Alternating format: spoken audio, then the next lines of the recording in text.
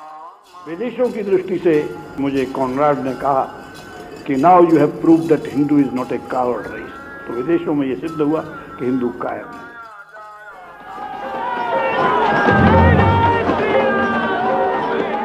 RSS, विश्व Hindu Parishad, Bharatiya Janata party के नेताओं की बहुत गहरी साजिश थी।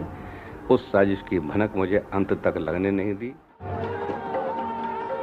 6 दिसंबर 1992 सुबह सवेरे 10:30 बजे के आसपास अयोध्या में लगभग 450 वर्ष पुरानी विवादित बाबरी मस्जिद के आसपास ये दृश्य था।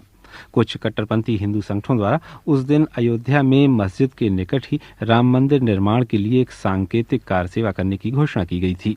स्थानीय प्रशासन के अनुसार इस कार सेवा में भाग लेने के लिए देश भर से लगभग 1.5 लाख लोग 2 दिन पहले ही अयोध्या पहुंच गए थे।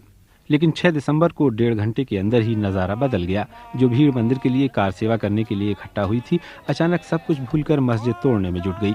कुछ युवकों ने मस्जिद की छत पर चढ़कर उसके बीच वाले गुंबद पर भगवा झंडा लहरा दिया।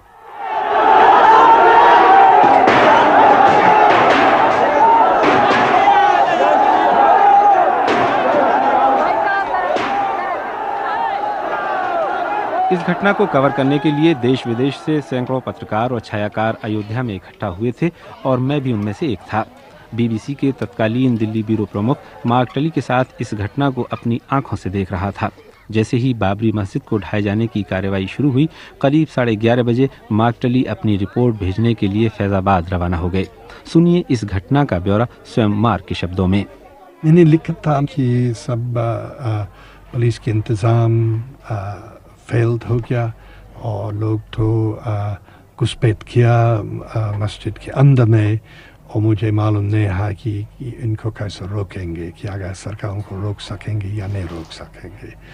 फिर उसके बाद मैं वापस गया अयोध्या और कई लोग ने मुझे गिरफ्तार किया, मुझे नज़रबंद किया एक मंदिर के कमरे में। शाम होते होते मुगलकालीन बादशाह बाबर के दौर में बनवाई गई 450 वर्ष पुरानी ये ऐतिहासिक मस्जिद पूरी तरह ध्वस्त हो गई और इसे ध्वस्त करने वाले कार सेवक इसका काफी मलबा भी अपने साथ उठाकर ले गए। और अगले दिन सवेरे इस मलबे पर बांस की बल्लियों और कपड़े से ढका एक मंदिर नजर आया, जिस पर भगवा लहरा रहा था और वहां रामलला की मूर्तियां विराजमान थीं।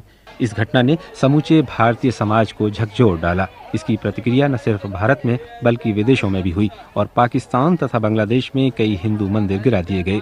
भारत के कई राज्यों और शहरों में सांप्रदायिक दंगे शुरू हो गए और सप्ताह भर के अंदर ही करीब 1,500 लोग इन दंगों में मार डाले गए। बाबरी मस्जिद को गिराए जाने की कार्रवाई 6 दिसंबर 1992 को ही नहीं हुई, बल्कि इससे पहले भी कई प्रयास किए गए। और 1990 में जब उत्तर प्रदेश में मुलायम सिंह यादव के नेतृत्व वाली जनता दल सरकार थी, उस समय भी कुछ कार सेवक बाबरी मस्जिद को ढाने के लिए उसके ऊपर चढ़ गए थे, लेकिन तब राज्य सरकार द्वारा गोली चलाई गई और उसमें 16 लोग मारे गए थे।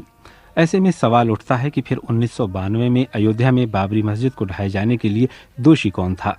ज्यादातर लोग इस घटना के लिए संघ परिवार, भारतीय जनता पार्टी के कुछ नेताओं और उत्तर प्रदेश के तत्कालीन मुख्यमंत्री कल्याण सिंह को जिम्मेदार ठहराते हैं, लेकिन कल्याण सिंह इसका खंडन करते हैं। विश्व हिंदू परिषद के उपाध्यक्ष आचार्य गिरिराज किशोर का कहना है कि कल्याण सिंह राजनीतिक कारणों से अब अपने बयान बदल रहे हैं। हालांकि उस समय उन्होंने इस घटना पर गर्व किया था। पर बाबरी मस्जिद के लिए आंदोलन चलाने वाले मुस्लिम नेता सैयद शहाबुद्दीन इसका दोष तत्कालीन प्रधानमंत्री पीवी नरसिम्हा राव को देते हैं। लेकिन तत्कालीन प्रधानमंत्री पीवी नरसिम्हा राव ने इसके लिए उस समय की राज्य सरकार को ही दोषी ठहराया था। उसी समय एक निजी टीवी चैनल को इंटरव्यू देते हुए, जिसके कुछ अंश बीबीसी टेलीविजन पर भी प्रसारित किए गए, उनका कहना था, I have reason to believe that it was the result of planning, pre-planning, taking each small bit, each small event, each small reaction. मेरे पास ये समझने के पर्याप्त कारण हैं कि ये घटना सुनियोजित तरीके से की गई। राज्य सरकार और उसके नेताओं की अगर छोटी छोटी बातों को देखें, उनके भाषण देखें, तो वे अलग अलग बयान दे रहे थे। अदालत में कुछ और बाहर कुछ और। उन्होंने सुप्रीम कोर्ट में हलफनामा दाखिल किया था कि मस्जिद को किसी प्रकार का नुकसान नहीं पहुंचाया जाएगा, मगर जब ये हुआ तो उसे रोकने के लिए कोई कदम नहीं उठाया। इन सब बातों को देखते हुए मुझे लगता है कि यह स्वतः स्फूर्त घटना नहीं हो सकती और मैं पूर्ण रूप से आश्वस्त हूं कि मस्जिद गिराने की यह घटना पहले से नियोजित थी। ये थे नरसिम्हा राव के शब्द। पर सवाल ये उठता है कि जब अयोध्या में ये घटना हुई तो प्रधानमंत्री क्या कर रहे थे? उन्होंने कोई कदम क्यों नहीं उठाया?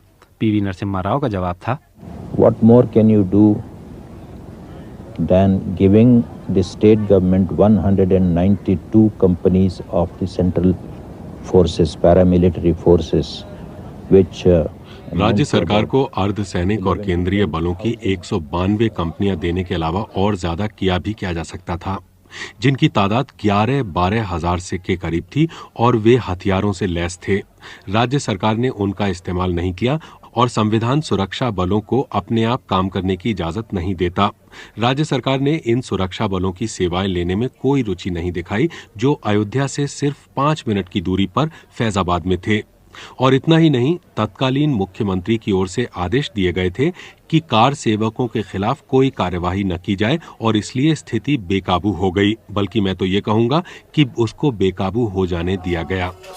अयोध्या में बाबरी मस्जिद राम जन्मभूमि विवाद यूं तो कई सौ वर्षों पुराना बताया जाता है, क्योंकि हिंदुओं के एक वर्ग का ये मानना है कि बाबरी मस्जिद ठीक उसी स्थान पर बनाई गई जो भगवान रामचंद्र का जन्म स्थान है।